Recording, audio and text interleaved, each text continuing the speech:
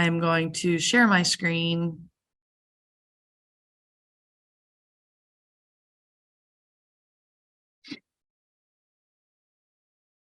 All right, can everybody see my screen okay? Looks good. All right. Well, welcome everyone. This is our fourth and final meeting as a group with the unpacking of the role of the paraprofessional. So thanks for hanging in with us through this series. And it's nice. I know I've enjoyed the series, Holly. I'm sure you're the same and able to see the familiar faces. So welcome, and we are packed full for today. So hopefully you enjoy. And like Holly said, make sure your name goes into the chat. And she's also placed the link. And so far, I think you guys have all done that. So our agenda today is the first two parts are going to be on the scaffolding. And if you remember, I had a family emergency I had to get to, so I did not get to the scaffolding part of our presentation at the last session. So we're going to be hitting that. We're also going to talk about differentiation or differentiated instruction.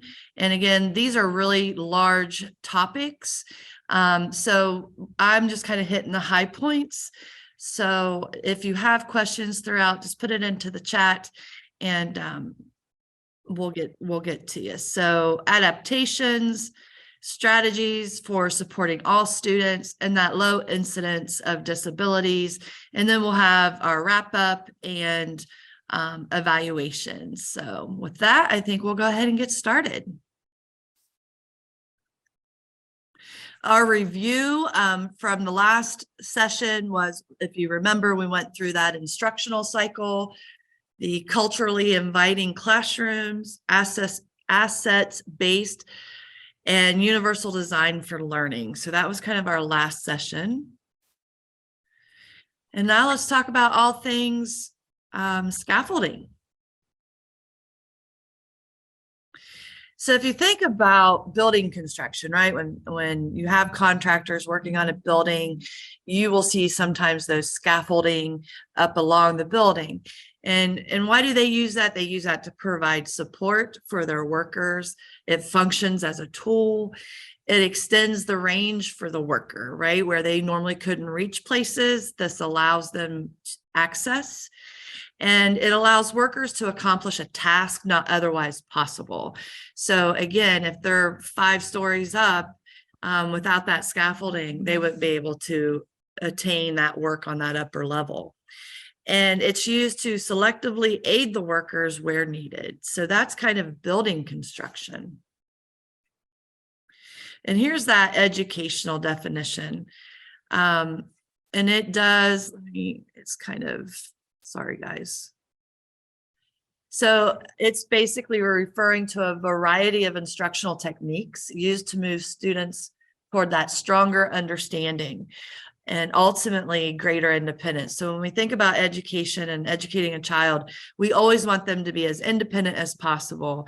And we use different techniques throughout their instructional day to gain access and create greater independence. And scaffolding is one of them. And as we go through these next few slides and we do the activity, you're going to realize you as paraprofessionals have probably done this so many times, we just didn't put a name on it. And so as we go through it, I think it'll resonate with you doing some of this already with your students. So what does it look like in a classroom? It basically takes a larger concept, right? And it breaks it down into smaller chunks, and it sequences the skill for the student. So we're kind of putting a priority on chunking it into a smaller portion and then sequencing their skill set and obtaining it. Selecting examples or problems from a simple to complex. So again, that might be like a modification where you go in and select certain problems or certain questions for the student to answer. And providing demonstrations or models are, a lot of learners love to see models or someone demonstrate it. It does provide hints and prompts. So how many times when you're working with a student, do you give them hints or you prompt them to do something within that instruction? And it provides aids such as cue cards, graphic organizers, and checklists. So again, all of these look very familiar to you, but they fall under that umbrella of what we call scaffolding. So does it all sound familiar, right? None of this is probably a surprise, huh? Holly, we got quiet people again. They want to be outside. So scaffolding. So I always like to pose the who, what, and when we're providing that instructional strategy. So who can provide scaffolding? It can really be provided by a teacher. It could be provided by you as a paraprofessional, an adult, or even an experienced peer, like a peer mentor, if they're doing kind of that group work. So what is scaffolding about? It may consist of the modeling, the questioning, providing visual organizers, or giving that constructive feedback. Again, those are all strategies under scaffolding. And when it is gradually removed as a student gains the skill to work independently. So when we think about that, we present a student, we're working with the student, we're providing supports, that scaffolding. And then the ultimate goal is to work that student to work as independently as possible without your help, a peer help, or the teacher's help. So you gradually, as the student is obtaining the skill or the knowledge, that's when you slowly start to back off on the scaffolding so that student can gain some independence. Any questions there? Holly, is our chat kind of quiet too?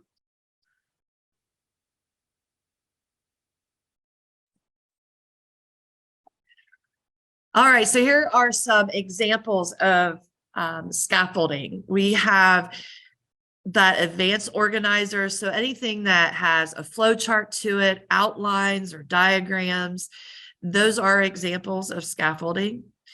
You can also do cueing, when we cue students, and that can be through a story starter. I love story starters, especially in preschool and those early grades. Cue cards, number lines, those guiding questions, and of course, our favorite, the graphic organizer. And then you can also do a sample of scaffolding, what's called completed or partially completed products. That could be those study guides.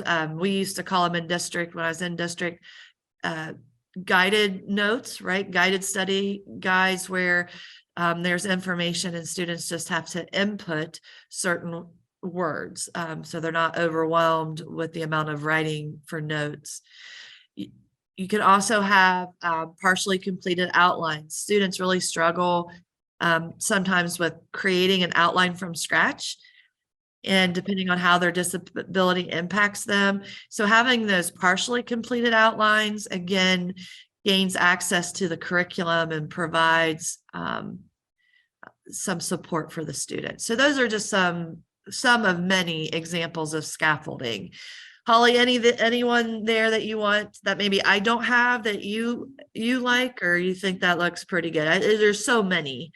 Yeah, and one of the things that I love, and this could be a blessing or it could be a curse, I guess, but as we move through today's content, you'll hear a lot of things that will sound similar, or as we start talking about adaptations, sometimes I think for us, just even understanding the different terminology, and sometimes we're using terminology for some things that you'll kind of see repeated in terms of some of these strategies when we're talking about kind of these different types of supports that we provide our students. So because I find myself saying, oh yeah, we're going to talk about that a little more later. So no, I think that's good, Tiffany. All right. And yes, you're right. The chat is quiet. Yes. I couldn't unmute fast enough. Everybody wants to be outside and in this nice weather and not here listening to us. And then here again, last few things, you have examples of completed work and rubrics. So again, just giving students that option or modeling or those examples. And how does scaffolding look with assistive technology? That could be a calculator, a spell checker, a talking word processor. One of my students had a talking calculator, which was really cool, where they're working on the calculator and it speaks to them. So again, just some examples of those tools. So we're going to put you, Holly is so graciously agreed to put you guys in breakouts for us. We're going to be doing this activity that's going to take I'm going to give us about 15 minutes to do this activity. And it's going to be, suppose you are going to teach your student or a child about how to load and run a dishwasher. And I know this sounds like kind of stupid, but as you work through the activity, you will make Wait, I have a question. Yes. Can we add husbands to this? Yes. Yes, we can, Jeanette. Yes. So I love it. I love it. So this activity will allow you to work in a group to come up with a 12-step or less. So no more than 12 steps. You can have less, but remember, make sure your audience. So no more than 12 steps and on how to load a dishwasher. And the 12 planning questions will help you think about the task of loading the dishwasher. And these planning questions can be used in scaffolding process when you're working with a student. So it might even make it easier if you actually think of a student, right?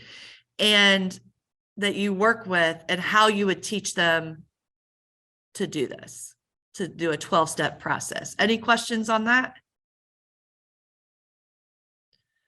And you can find the activity sheet in the tiny link which I put here. And it's also in the chat. You can't do the breakout, can you? All right, guys, we're going to start putting you in breakout rooms, and we got 15 minutes. I think we have everybody back, it looks like. There was a group that joined us late, and in the chat, if you could put your first, last name in and what district. All right, guys. So how did it go with your activity? Do I have any groups that would like to share out how it went? If you were able to stay under 12 steps. So who would like to share out for us? I got to have at least one group share out. Okay, we're here for Medicine Local. All right. Okay. We were with Buckeye and River.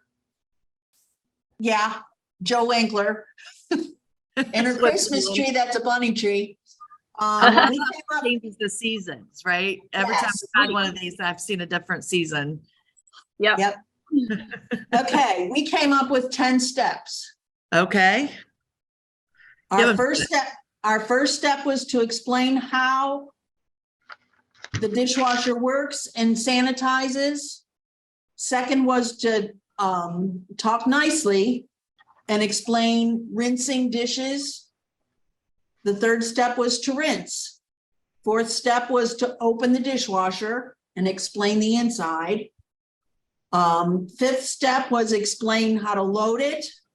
Sixth step was to actually load. Seventh step was to add soap to the soap dispensers. Eighth step was to close and make sure everything is locked. Ninth is to explain and set the wash cycle. And 10th was to push the start button. Love it. Nice job. Anybody else want to share out? Give me one more group.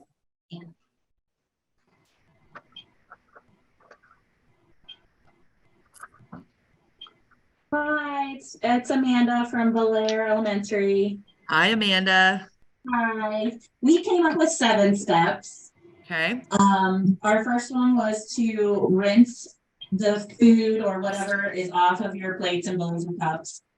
Number 2 was cups, bowls, plastics, All go on the top rack, face down, do not stack the cups.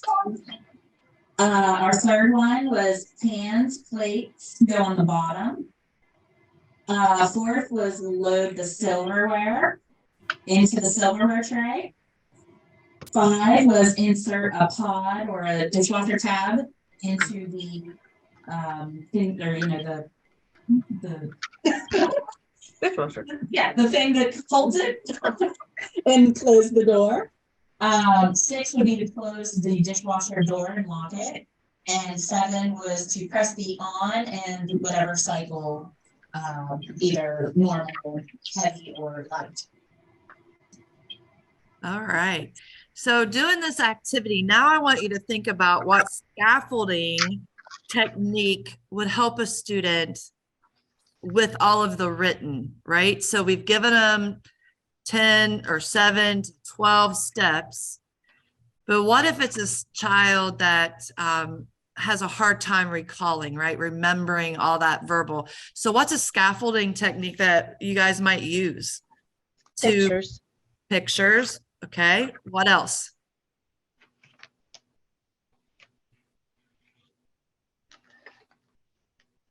Could you do like cue cards? Remember we talked about cue cards, right? Any other ones maybe I'm not thinking of? So we have pictures, cue cards. What's something else that would help them learn the task?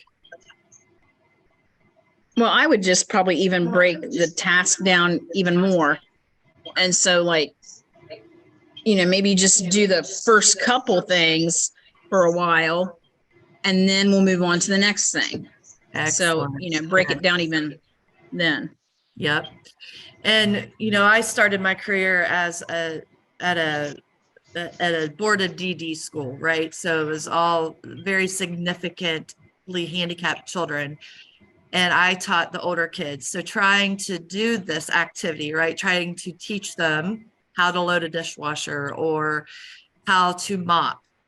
And I could not remember the word. And Holly, you were awesome. You helped me remember, but we called them task analysis at that point, right? So we break it all down. I'm old, right? So I've been around for a while, but always blending in that scaffolding technique of pictures and cue cards. And Jeanette, I love that you said that, because a lot of times we have to just do a couple things for a while and then like everyone add something else. So Jeanette, thanks for adding that. That was awesome. Anybody else want to share?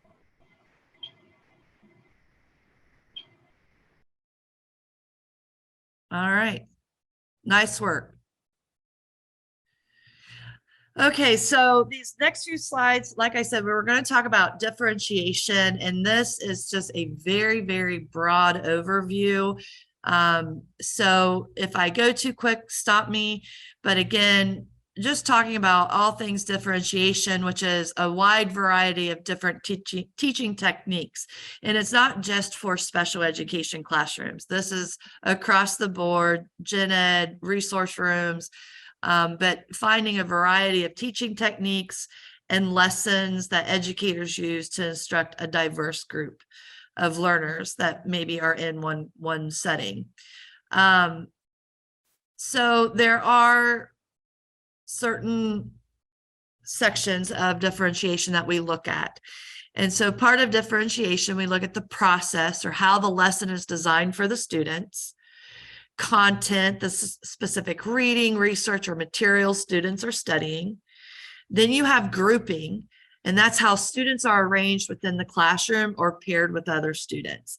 And I'm sure you guys have all seen this happening in classrooms. And now we're again just putting a name to it.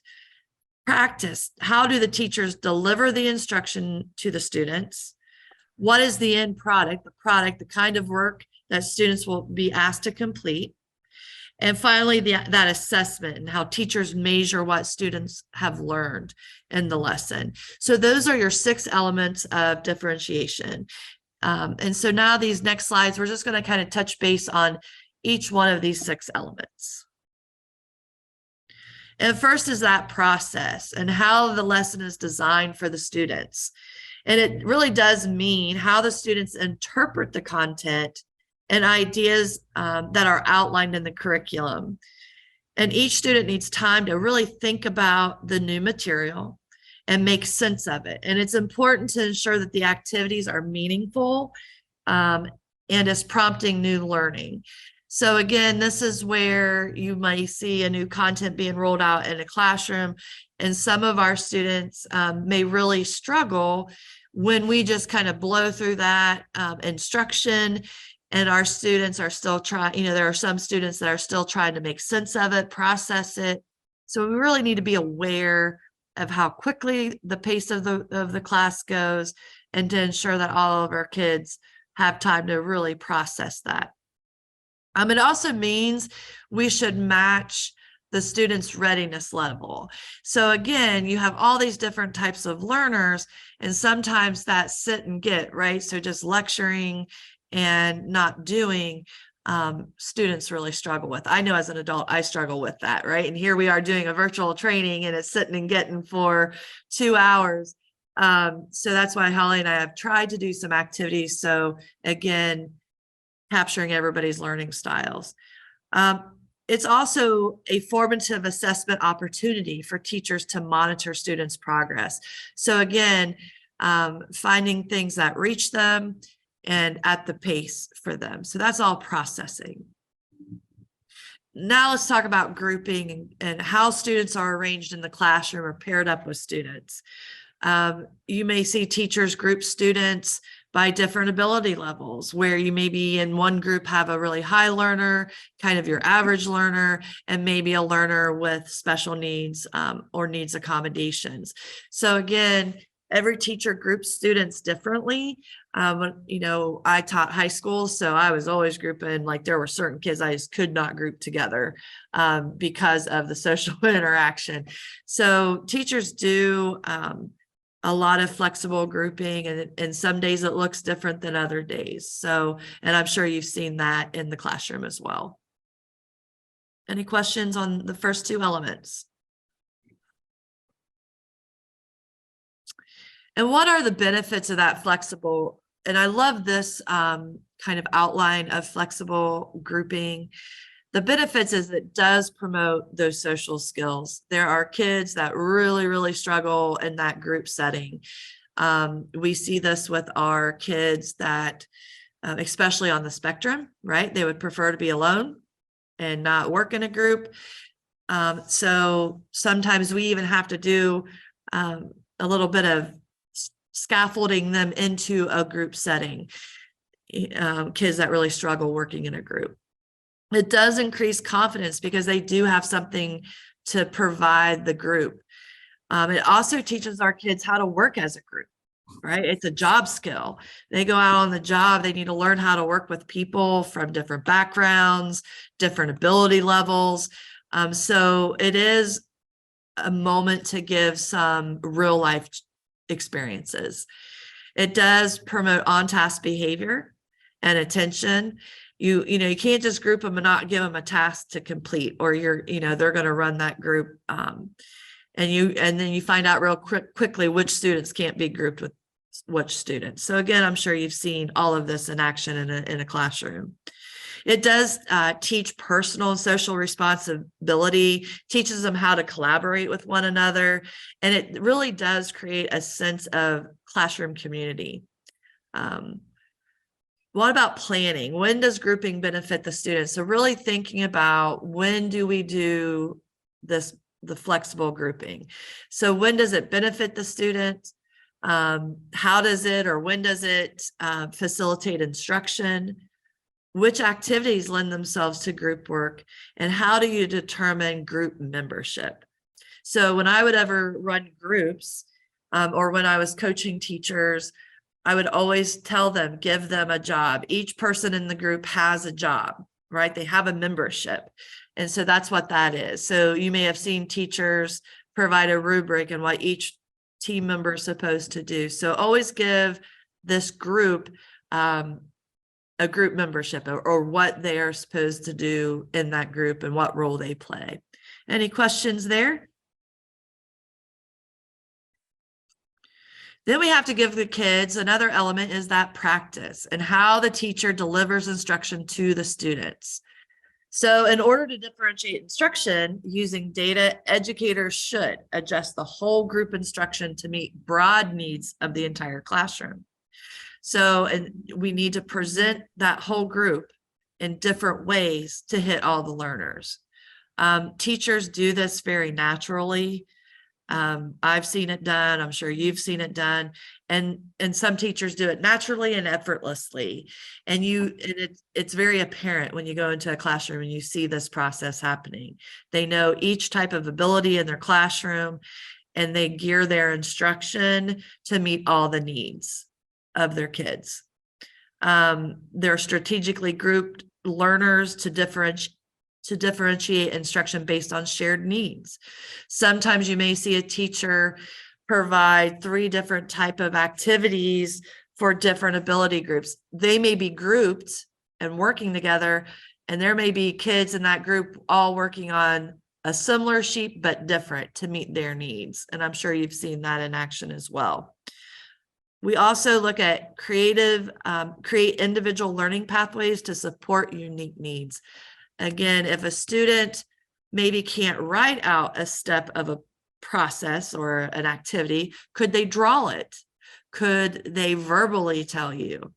Again, being creative and kind of thinking outside the box. And differentiating the product. And so this is that final product. And I kind of just touched on that. You know, we talked about the content, the process, and now let's talk about the product. We need to make the products challenging, but not too difficult. Provide clear directions. Create a task that reflects real world application. So this is really where, if you look at that last bullet, enforce that students have a choice. However, their students cannot always choose the same type of product assignment. So again, I've seen it on rubrics before where the final product, they can do a journal, they could do an illustration, they could write it in paragraph form. So on this rubric, the student has 3 ways that they could present their final product of that lesson. And so giving them that control and what they're comfortable. And that also teaches you as the teacher, as the para, what they are comfortable with. And why it says to not let the student always choose the same thing.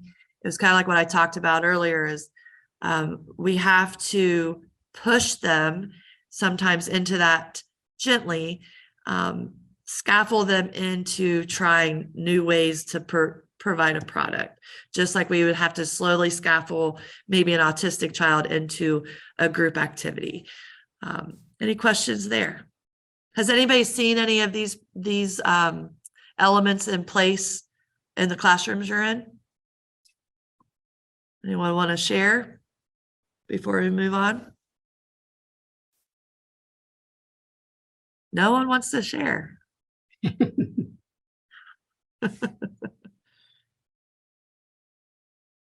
How am I doing on time, Holly? Okay. All right, so strategies. Okay, strategies for differentiating a product.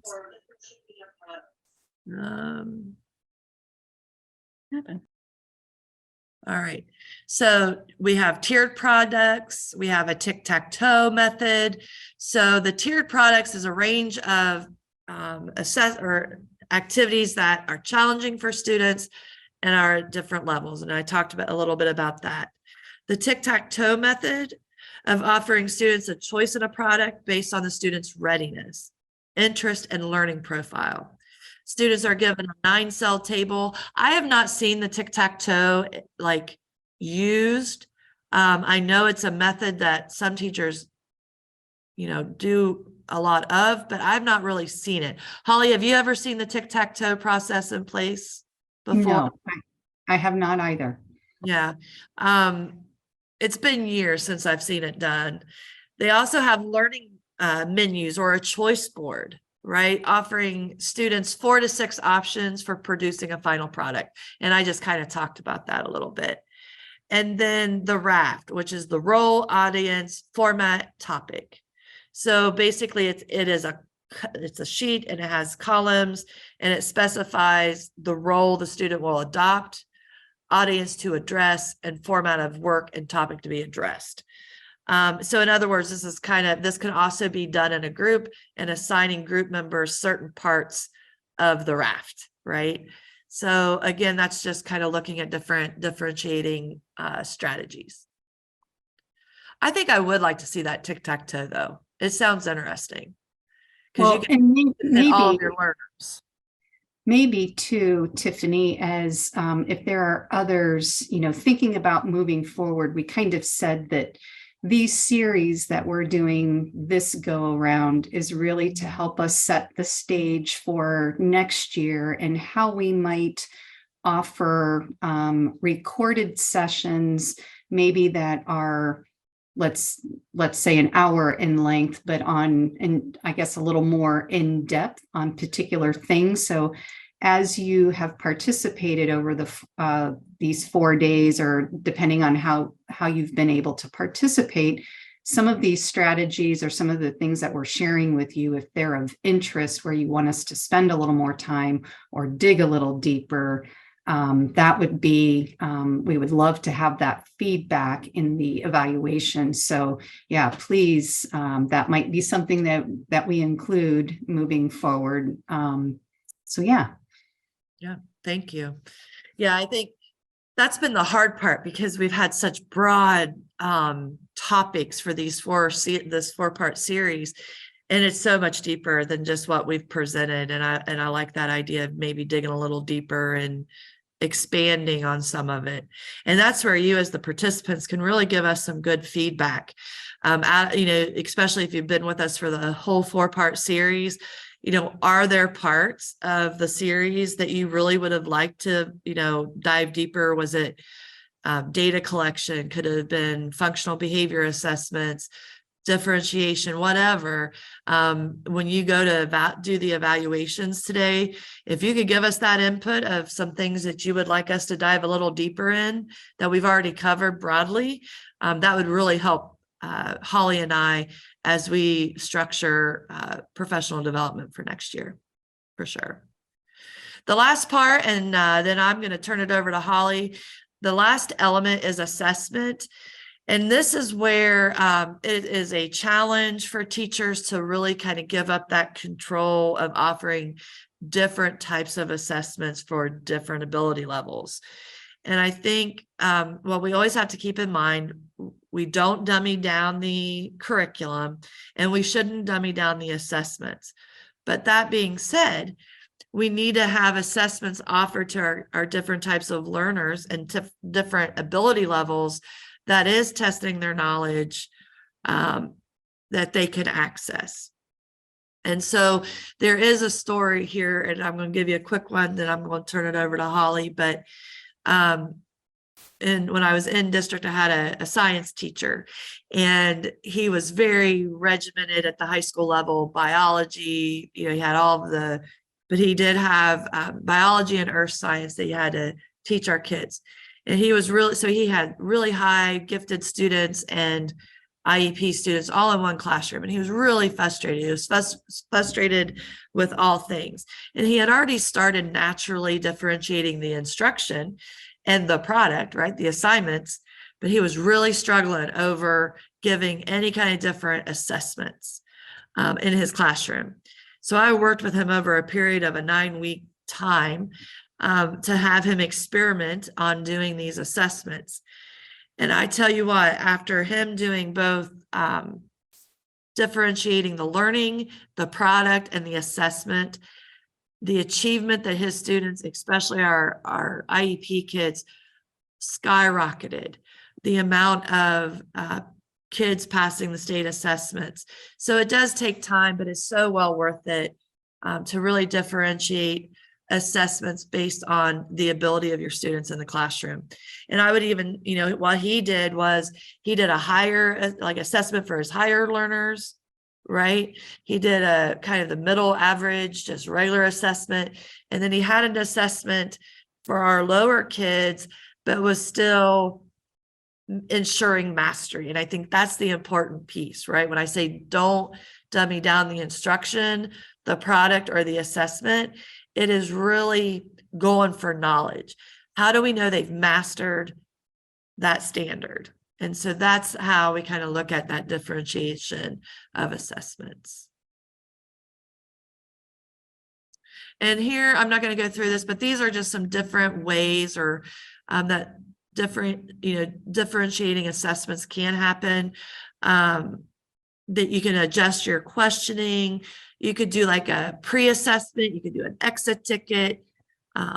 You can do like role playing, a project versus a hand test. Can they provide you with a project versus maybe a paper pencil? Can they summarize, reflect? Can they do lists, charts, graphic organizers? Again, just some different types of assessments. Any questions there? All right. I'm going to shut up now, and I'm going to turn it over to my partner.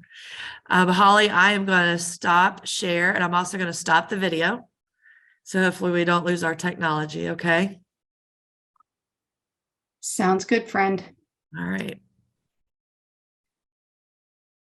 So I've stopped the video, and I'm going to stop sharing. All right, it's all you. All right. Hey, we're golden. Here we go. Are you able to record? So from session 3 up until now, especially for those of you who kind of joined us late, we've been talking these past 2 sessions all about how the Parapro kind of is part of this instructional process. And Tiffany and I have been really talking about these different ways, different strategies that they're involved in the instructional process. So thinking about adaptations, this is just another one of those layers of support that our paraprofessionals are helping to support. So we see accommodations and modifications are those adaptations that are being made to our environment, maybe to the curriculum, instruction, or even assessment practices that help our students really access learning and actively participate. So we're going to spend just a little bit of time talking about those adaptations. And bear with me here. Went too far. So when we think about accommodations and modifications, as we are thinking about how we can use these in terms of adaptations, we have language from Ohio's operating standards for the education of students with disabilities that really kind of outlines or gives us language to help us think about what accommodations are and how they're different from modifications. And I know some of my administrators who are on here, this is, familiar language, but when we think about different resources that we rely on in terms of giving us the language and the definition, we can see here with accommodations, these are things that we're giving our students to help them access content, but we're not altering, we're not changing what they're learning, we're not changing the complexity, we're just helping by giving them something that will allow them to participate or to give them access. And we can look to, again, other resources provided by ODE and Office for Exceptional Children's.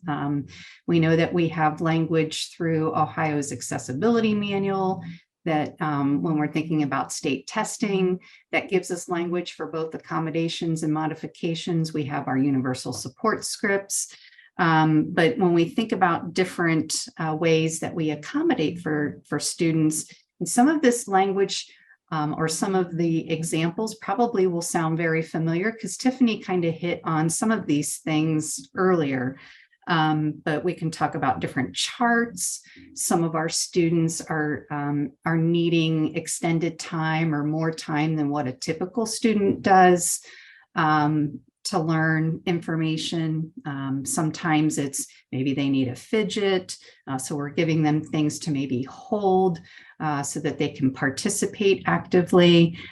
Maybe it's with too many distractions, whether it's visual or auditory, we're doing things to help minimize that so they can actively participate. So there's probably a lot of different things that you guys are using in terms of accommodations. So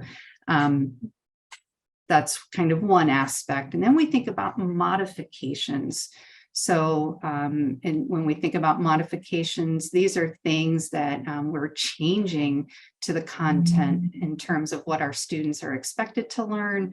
And maybe the amount or the complexity of materials is being altered from grade level curriculum.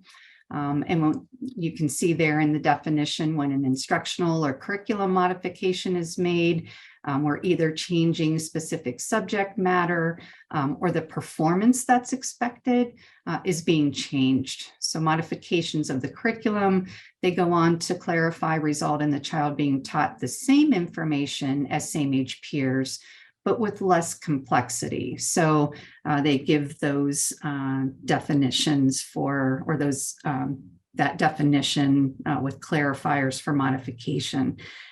So we think about, again, different examples, like maybe it's a reduced spelling list. Maybe they're getting, or we're selecting specific items and the student gets to skip particular items.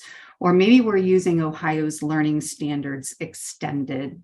So those would just be some examples and some of the terminology that I'm sure many of you are already familiar with. And we know when it comes to designing adaptations, those are usually done by the teacher, which would include these accommodations or modifications, but oftentimes it's our parapros who are actually implementing those supports. Any questions about accommodations or modifications? And I'll try to be mindful of the chat. All right. So another layer or another way that we can think about how our paraprofessionals are supporting students is through the use of general strategies. And I tried to be a little creative. We'll see how this works. I created a Linoet, and I know that the print is very small. I'm going to try to put this in the chat as well. So for those of you who maybe want to look at it directly, can do so. Let's see here. But these are the different strategies, and each Post-it note that you see there represents a different strategy. And this Linoet, I don't know how many of you have actually used the Linoet, but it's just a different way to display information. You can create these yourselves with your students, or just another tool to find different ways to engage our participants, but maybe even engaging students. But those sticky notes that you see can be used to record responses. But for our purposes, we're just I used this just to record each one of those individual strategies.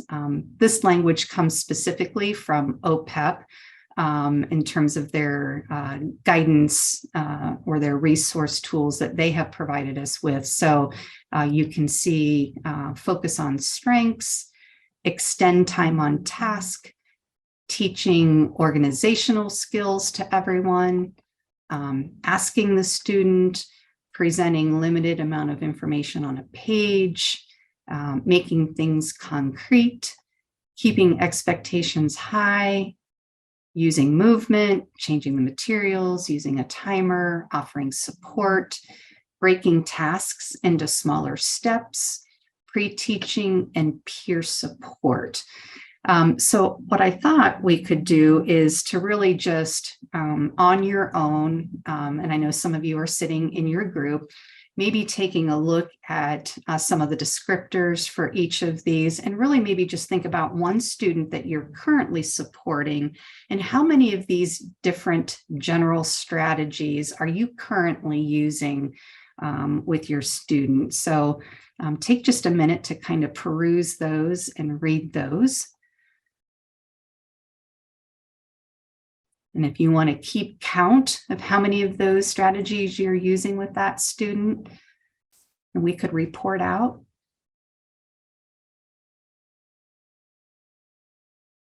All right, so I'll kind of have you finish your last Post-it note that you're kind of skimming through.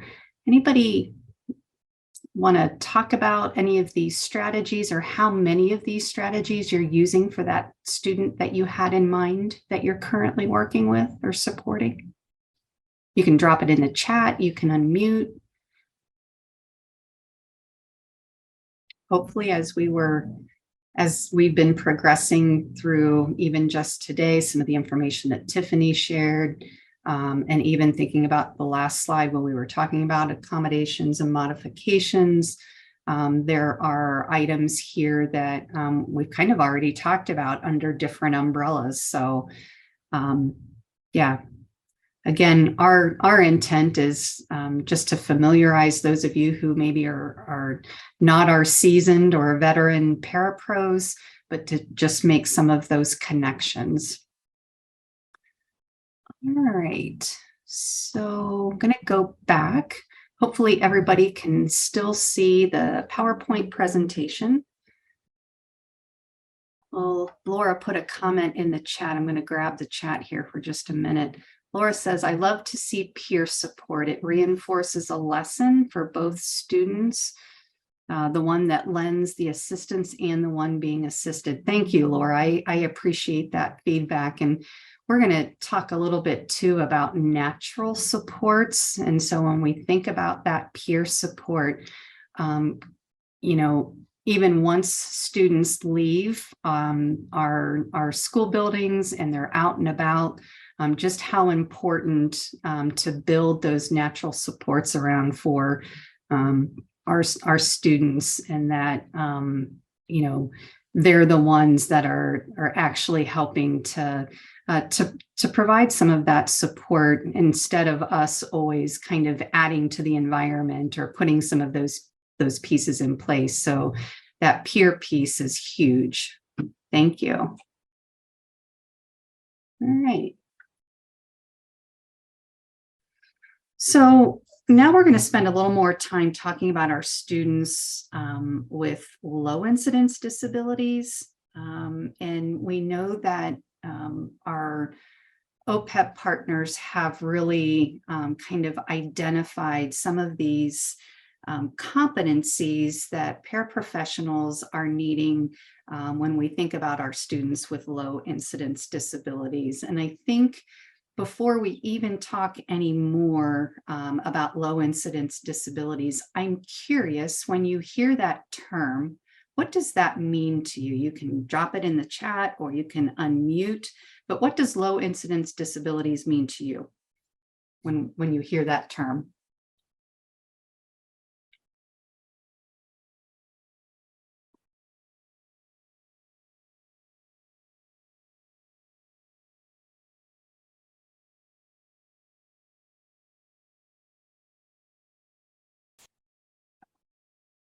Not seeing anything in the chat. I think wait time is one of those good supports we provide students. So I'll give some wait time. There you go. I like it.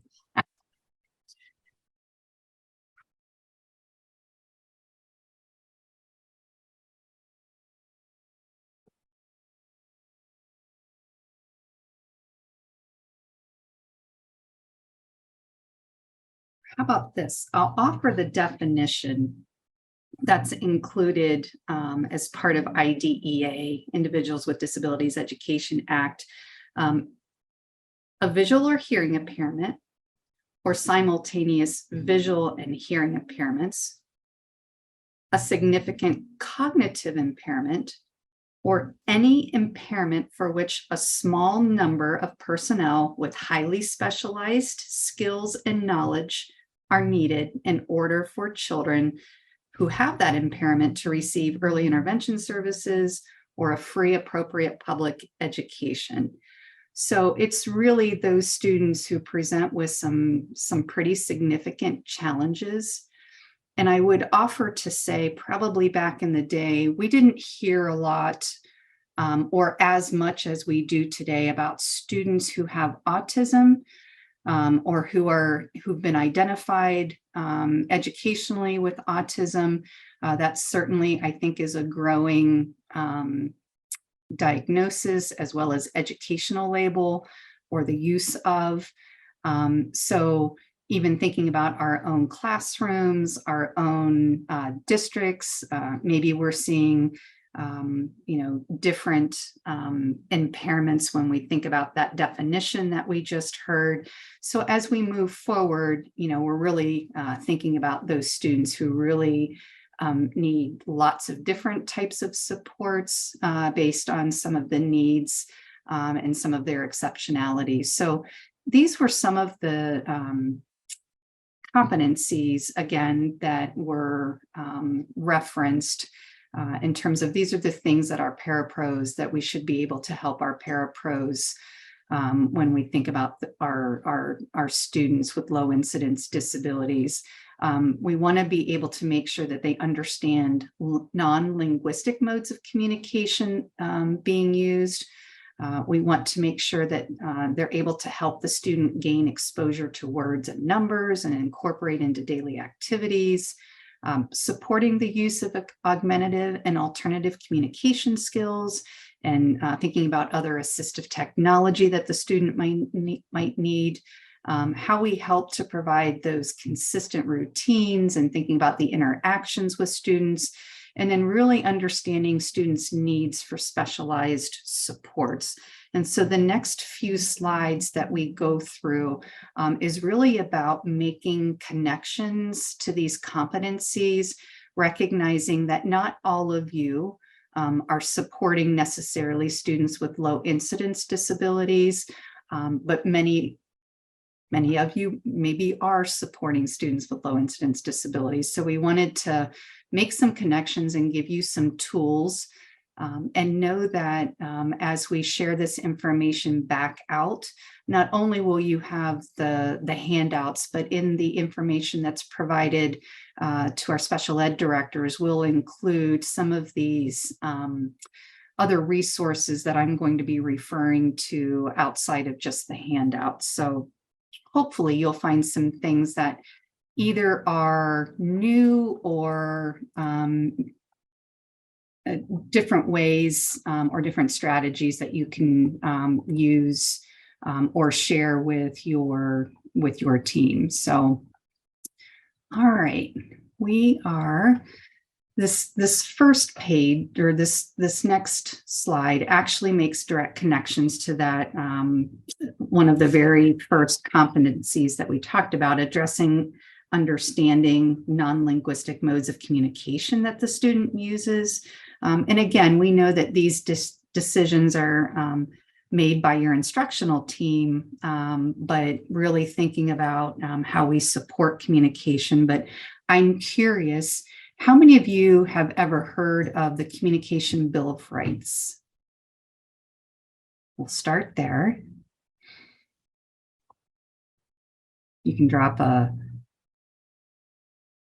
yes in the chat or a no. Laura says no.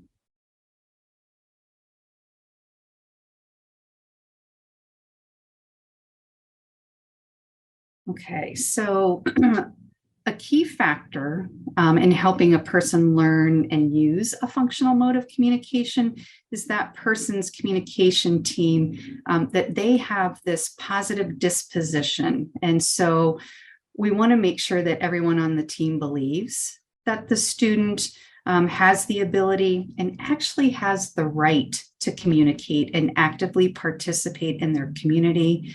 We're also thinking that our team members, when they have this positive disposition, that we're all geared up in terms of making sure that we provide a way to choose, to refuse, and share thoughts and feelings. So the students that we're working with, are we really thinking through, are they able to do all of those things? It also means, when we think about that disposition, that communication partners are pausing in their communication to receive messages from others, that we accept all modes of communication. And sometimes that's hard for us, right? And thinking about some of our students with low incidence disabilities, they present with all different types of modes of communication that is needed to express what they're thinking and feeling, and what they need to understand what's being communicated.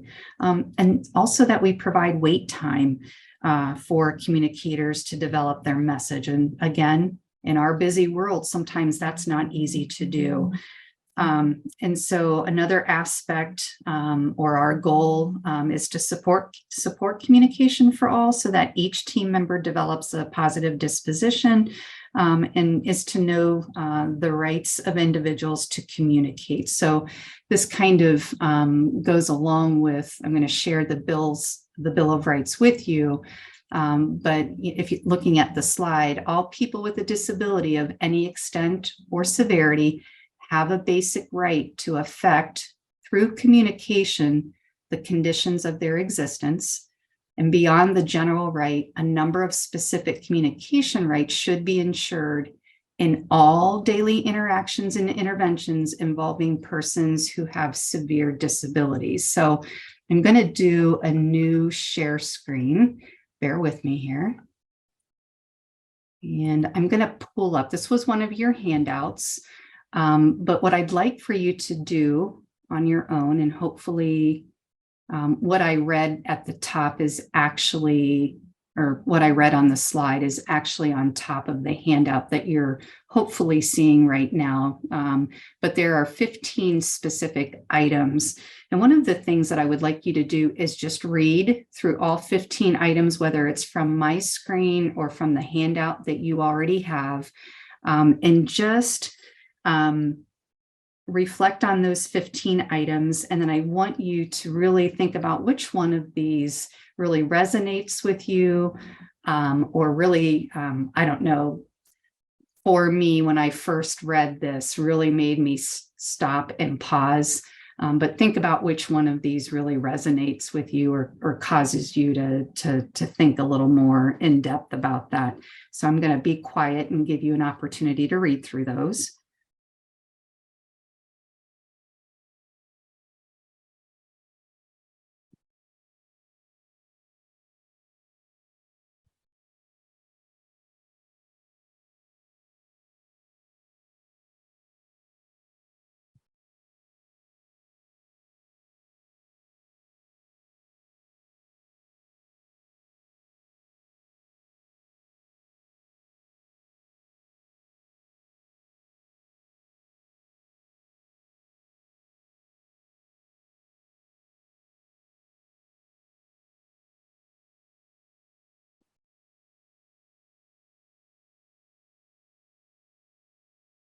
All right.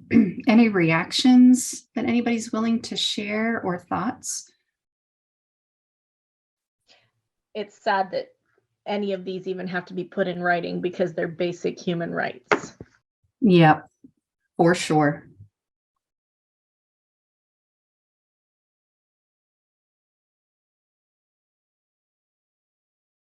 Anybody else?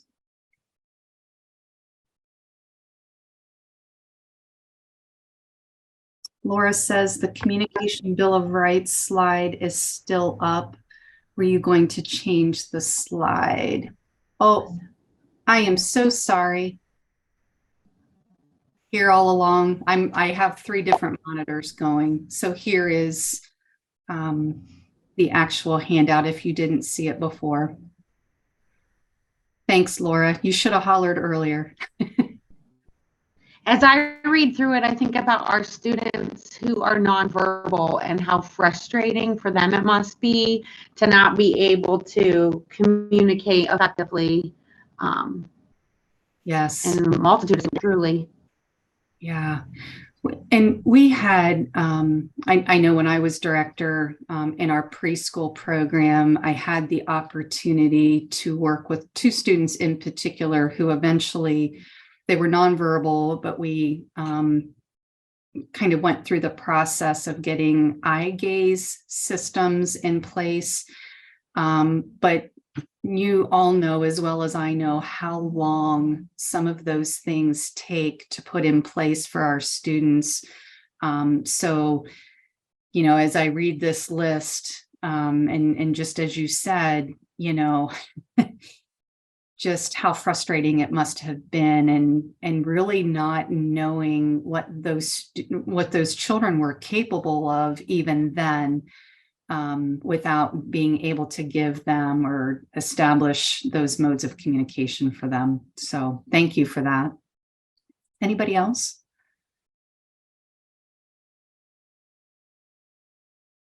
So hopefully this might be something that some of your other team members who are part of that instructional team have not had seen before. This is a publication from ASHA.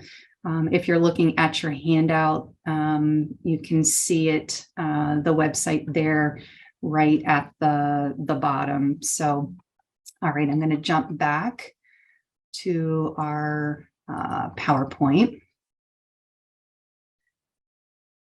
And another piece around communication. So these are just when we think about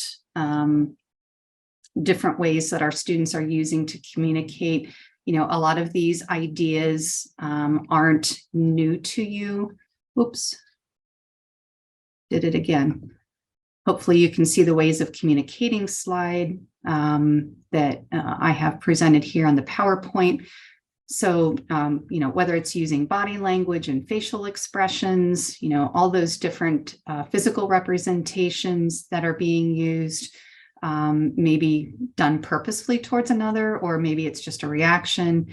They talk about, you know, different vocalizations that are being used, different sounds that are done intentionally, which may or may not be directed towards somebody else. The use of gestures, you know, so maybe using different body parts as a means of expression that would be recognized. Touch cues, you know, physical contact directly onto the individual's body, you know, preceding an action or, you know, during an activity with the intent of conveying a message, thinking about receptive communication to the individual, not to get their attention. Object cues, you know, using some type of object from a part of their daily routine, which is presented to the individual as a message about a specific activity. Maybe it's symbols. And so you'll see the descriptor there for 2 or 3 dimensional symbols. And they describe, you know, maybe it's a photograph, or maybe it's a drawing, or an object or a part of an object, or maybe it's even a texture. So there are those types of things that could be utilized. And of course, sign language, which we're all familiar with, spoken language, or just even maybe the written word, thinking about Braille or print. So again, really just thinking about our students with low incidence disabilities. And I am going to be a pain and go back to our handouts, but I didn't put this or capture this part in a slide. But what I thought might be helpful for those of you, especially who are new in terms of interacting with the student, is just kind of this worksheet. And I think our paraprofessionals sometimes are way underutilized in terms of really knowing what our students know and what they're capable of. But really thinking about some of our students who might be new to us, this could be a way that we are documenting different ways that our students that we've noticed through observation might be a way to document those things that they're using receptively as well as expressively in terms of communication. So this might be a tool, especially, gosh, where do I start? I have this student and I'm not quite sure how to support them. So, and even thinking about data collection and supporting our other team members, oftentimes you're spending a great deal of time with our students who have low incidence disability. So we put this in there thinking that this might be another useful piece of information or tool that could help. So thinking about planning instruction and being part of the instructional process, that might be of help. Shauna Benson, who I just adore and could listen to her all day. She's our director of Teaching Diverse Learner Center out of Ocala.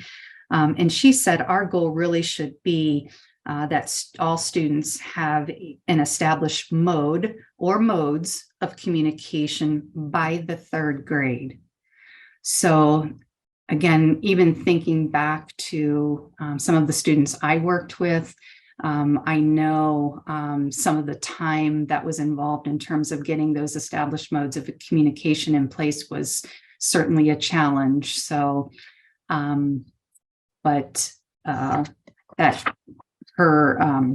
that comment kind of always stuck with me and resonated with me. So one of the things too, and I'm hoping, Tiffany, you'll be able to help me here, just make sure that looking at my screen, I'm going to go to a different tab. Can you see the ensuring access to the general curriculum for all learners on my screen?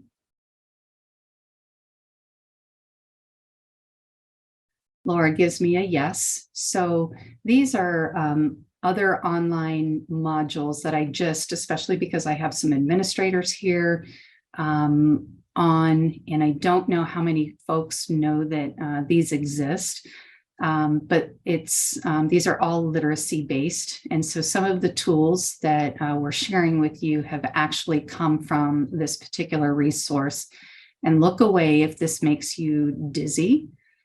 But these are all of the different modules that are available, and they call them chapters. And it's actually Shauna Benson who is doing the presentation, but within each presentation, there's video explanations, there's resources, documents, research, lots of good things embedded. So again, for paraprofessionals, it's not that I'm saying, please go here and look at all these modules, but just know that these are where some of these supporting resources have come from when we think about our students with low incidence disabilities. And we know if we've learned anything, just this whole focus of literacy, but there are pieces that you might share with your team members moving forward. So I just wanted to point that out. That was one of the missions of the SST, is to make sure that we let folks know about those modules. All right, so bear with me again here. Go back one more time to our PowerPoint. So another one of those competencies that we referred to is helping students gain exposure to words and numbers to develop literacy and numeracy skills, incorporating literacy into everyday activities. And again, these are decisions made by the entire team. And my intent here is just to really make a connection. And especially if we have a new student, especially a student who's has some other challenges that perhaps we're not quite knowing how to support. This is a tool from the Deaf-Blind Network Literacy Group. And so how might we support some of our students when we think about who might have those issues in terms of being deaf-blind? So they kind of give you, gosh, where would my starting point even be? They give you a checklist to kind of start and determine this would be a good starting point, whether it's building a foundation, looking at early emergent literacy, emergent literacy, or maybe we're to the point where we need to expand literacy. And then you'll see specifically under each, they give a little bit of a descriptor in terms of each one of those categories. And they provide us with some specific evidence-based strategies and direct links to each. So we thought that that might be helpful. And then the supports are just endless here. So we thought it might be a nice connection, thinking about that competency, not that everybody's going to use this. I did share this with one of our SST literacy consultants. This was new information for them. But when we think about supporting our students with low incidence disabilities, and specifically when we think about some of our deafblind students, but I would venture to say there are even other strategies within here that would support many students with disabilities. So we put that in there for you as well. And again, just to kind of make the connections. And that is a handout in your in the handouts. Any questions so far?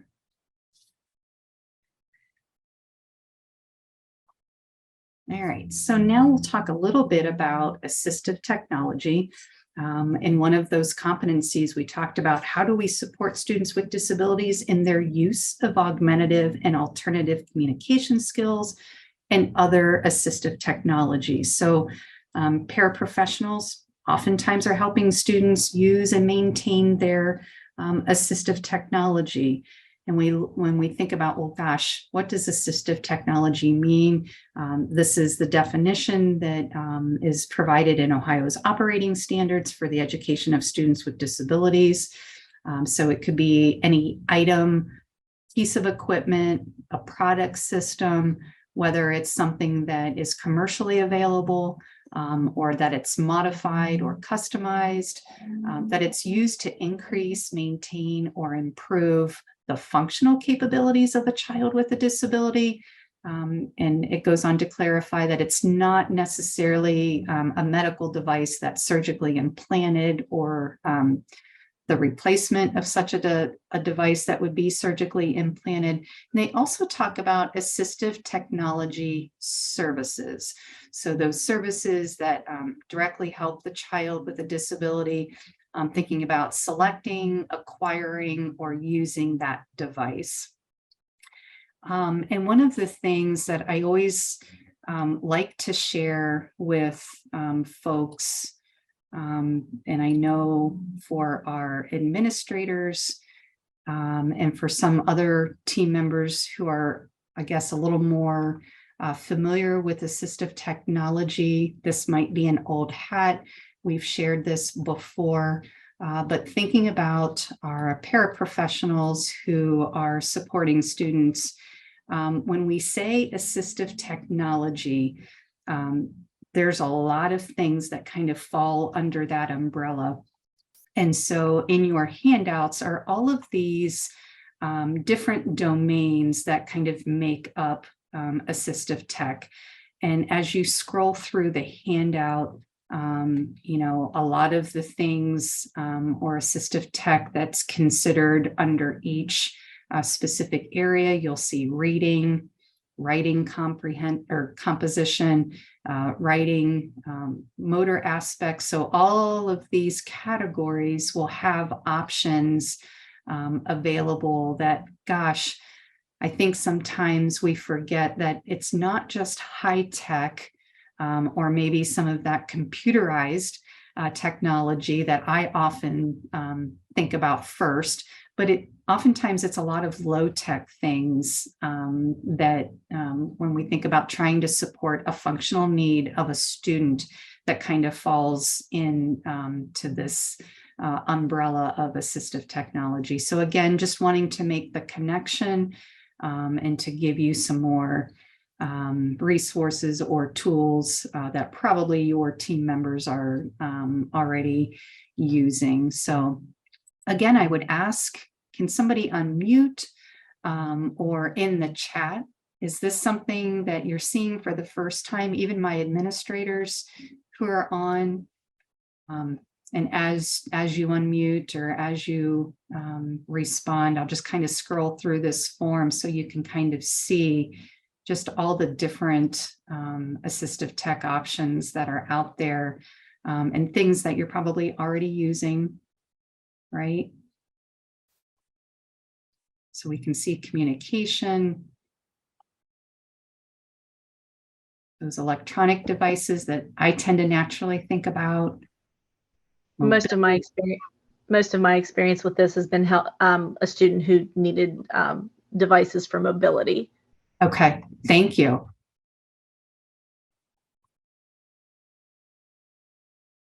Anybody else?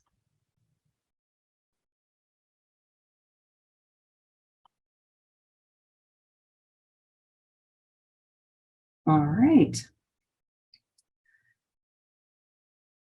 So in our students' IEPs for our administrators, we talk a lot about how do we make considerations for assistive technology, and oftentimes it's just a check on the box or in the box that says, yep, we considered it, but there's an actual process that Ocali has, and this is kind of a piece of that process in terms of the thinking about all the different options. So those are things that we've kind of shared over time.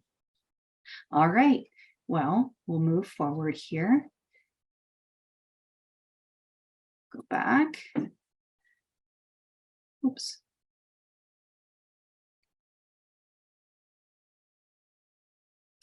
All right, and hopefully we're back to the PowerPoint. This next layer,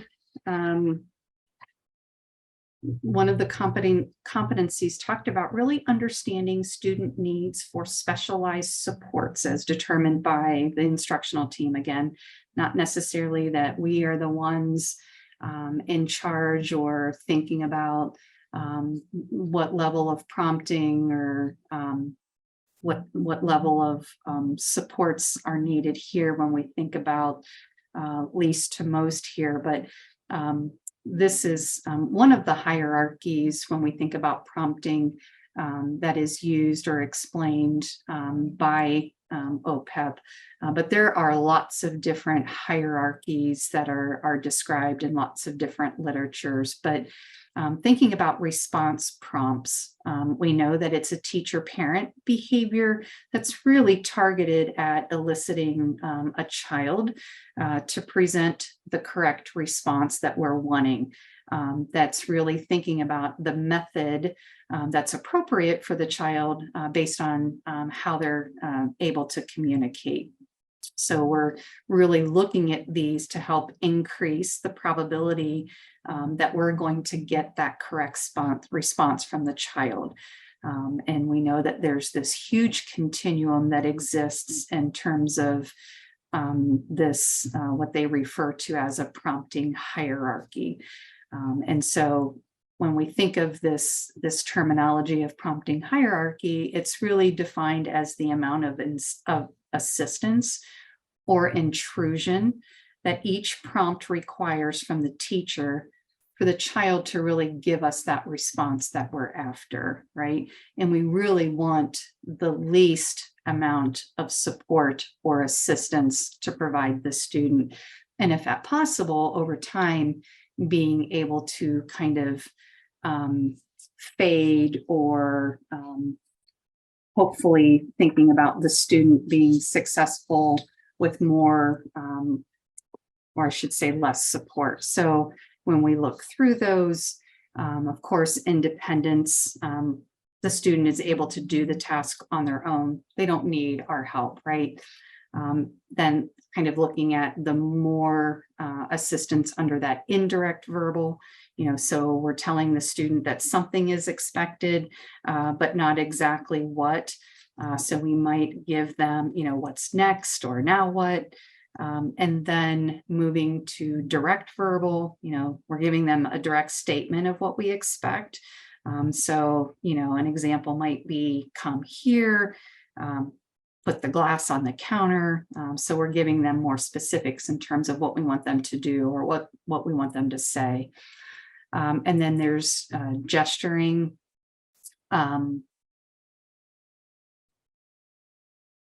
And I'm sorry, let me go back. I might have misspoke. So when we think about that direct verbal, it's the direct statement of what we expect the student to do or say. I think I maybe changed up my words there. So again, come here or, put the glass on the counter, giving those directives from us to them.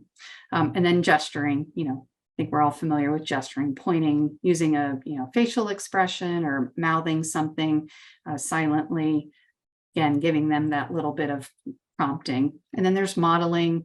We're simply showing the student what we want from him or her to do.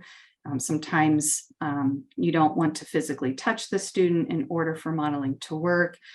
So the student must know how to imitate another person's actions. And then they describe partial physical assistance, and just as kind of the name, indicates, we're, partially giving a physical assist of some sort would be less intense or less intrusive as a full physical. And then, of course, full physical assistance, hand over hand assistance. And one of the things we did put in your handouts was the hand under hand technique. And I don't know if this, again, is something that is new to you, but I thought we would provide it as a resource. And I'm going to go back and we'll pick that up here. This is the practice guide, and I'm going to scroll through here. Look away here if this makes you busy. Hopefully everybody can see the handout, but they give us kind of this rationale. So the hands of someone with deaf blindness serves multiple functions. So as tools, sense organs, and voice, and because of this, is crucial for educators, parents, and friends of people who are deafblind to become really sensitive to the use of hands. So using the hand underhand technique helps us kind of be more sensitive and effectively connect and communicate with the child who is deafblind, and present that tactile information in ways that help to really support their learning, and really thinking about their self-determination and how they're able to explore the environment. So you're kind of helping to do that by providing that level of support. And so it goes on to really describe these essential components of this level of support. So we talk about treating the hands gently and with respect, respecting the child's uniqueness.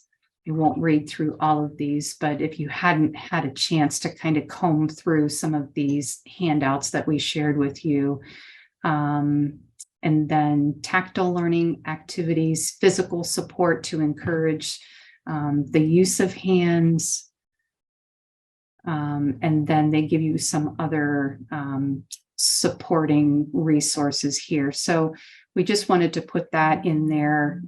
We know not all of you support students who might be deafblind, but there are some, I think, some good things to think about, even if we're, using that hand over hand and thinking about how we're supporting students. So we put that in there. Has anybody heard of that technique, or is somebody using that technique currently? Just curious.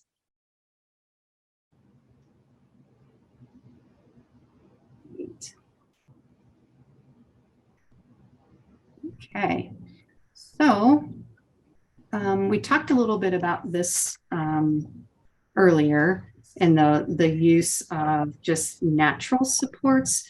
We really want students to rely on these natural supports that are kind of outlined here, rather than all of those prompts and supports that we are adding to the environment. So thinking about our role in supporting students, how can we build these natural supports for our students? And so they talk about using peers, which was brought up earlier, to give that level of modeling or help.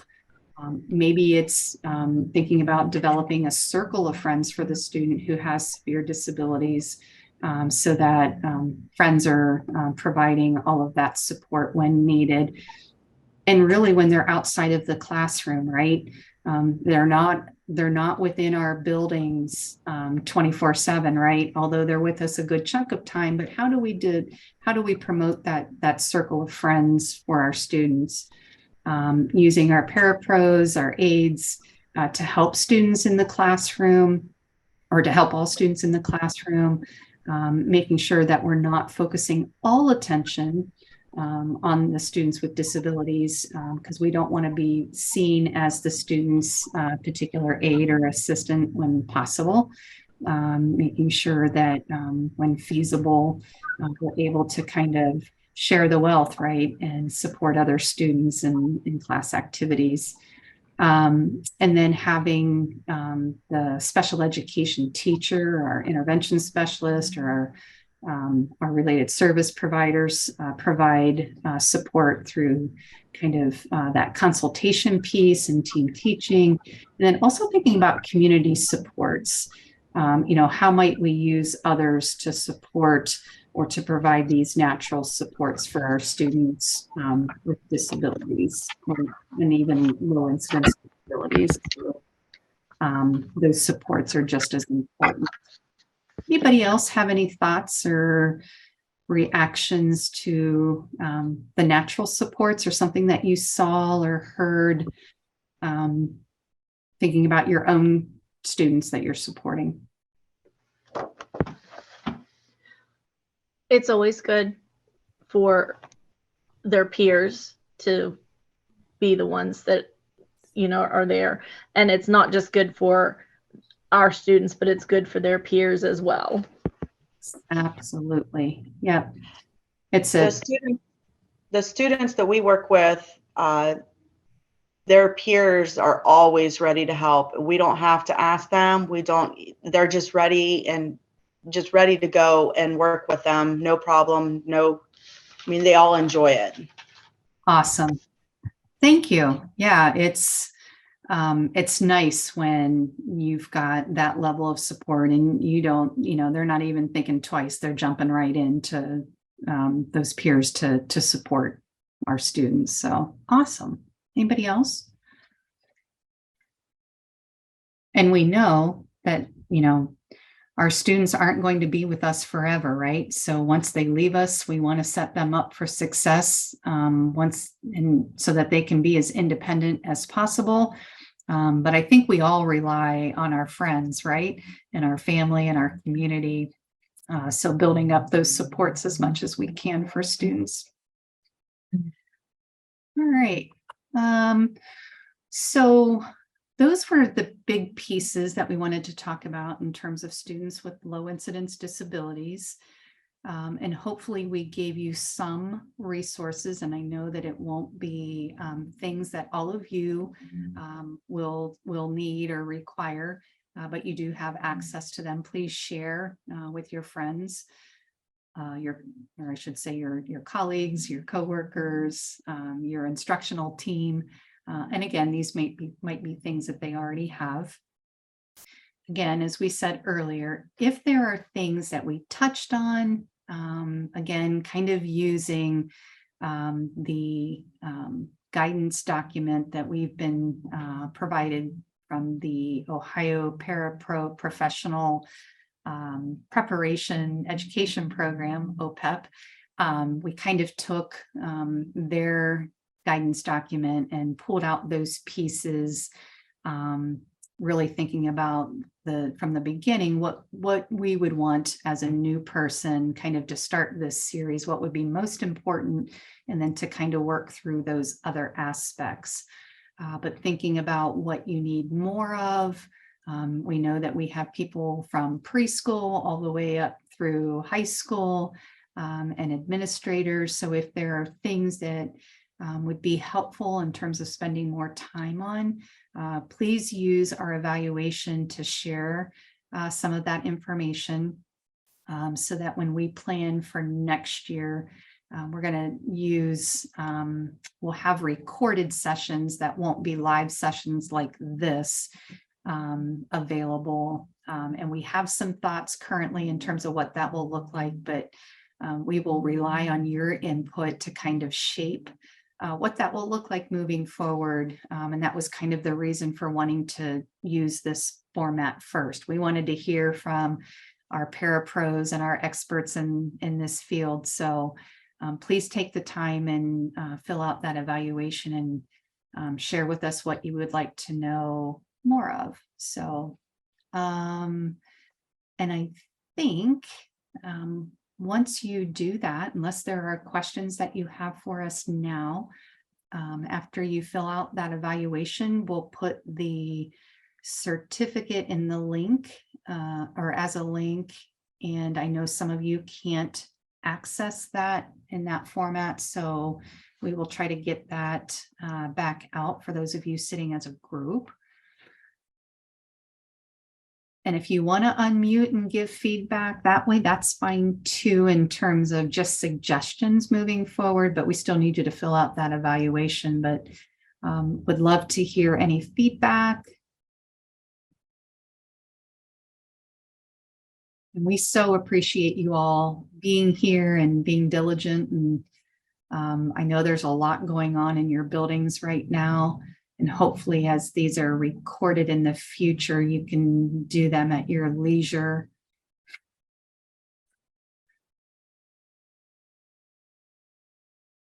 Holly, I wonder if we put the certificate link, the mass email that Cheryl sends out to the registered folks, that email with the Zoom link and the tiny link. I wonder if I just respond to that with the certificate, if that would be easier for everybody to access. Maybe. But that's not everybody that attended. See, that's the problem. Yeah. I'm going to drop it in I thought I had it all ready to go here. Copy it.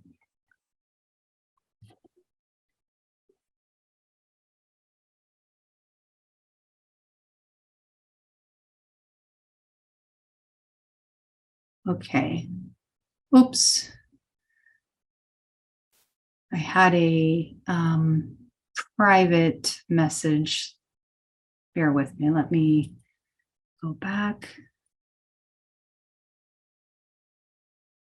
Okay, there's the link to the certificate for those of you who can access it